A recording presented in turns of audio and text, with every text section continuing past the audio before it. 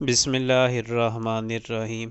ہم کو عبداللہ بن یوسف نے حدیث بیان کی، ان کو مالک نے ہشام بن عروہ کی روایت سے خبر دی، انہوں نے اپنے والد سے نقل کی، انہوں نے ام المومنین حضرت عائشہ صدیقہ رضی اللہ عنہا سے نقل کی۔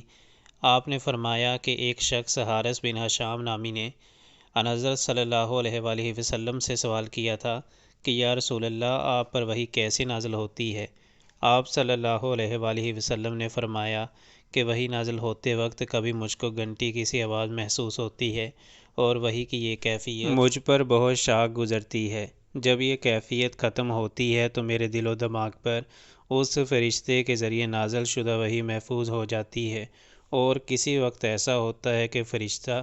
بشکل انسان میرے پاس آتا ہے اور مجھ سے کلام کرتا ہے، بس میں اس کا کہا ہوا یاد رکھ لیتا ہوں۔ حضرت عائشہ رضی اللہ تعالیٰ عنہا کا بیان ہے کہ میں نے سخت کڑاکے کی سردی میں ان حضرت صلی اللہ علیہ وآلہ وسلم کو دیکھا ہے کہ آپ صلی اللہ علیہ وآلہ وسلم پر وحی نازل ہوئی، اور جب اس کا سلسلہ